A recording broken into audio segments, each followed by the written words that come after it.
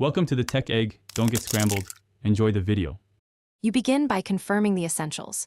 Make sure your Pixel 6a is unlocked and running Android 12 or later, because the Esim workflow depends on system support.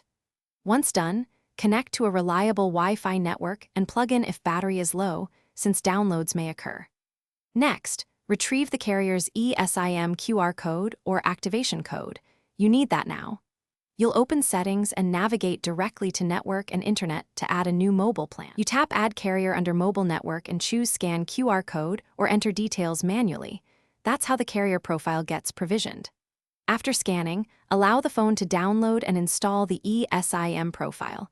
This can take a minute, so be patient. Once installed, you'll be prompted to label the plan and choose whether it's your default for mobile data, calls, and SMS. Make sure to verify the assigned number and signal strength before moving on. You finalize by setting the correct default for mobile data and voice in Network and Internet. Switching defaults ensures apps use the intended plan.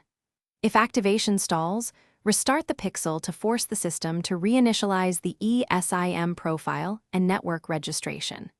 If data doesn't work, check carrier APN settings and ensure cellular data is on. And if problems persist, contact your carrier with the activation ID from the ES.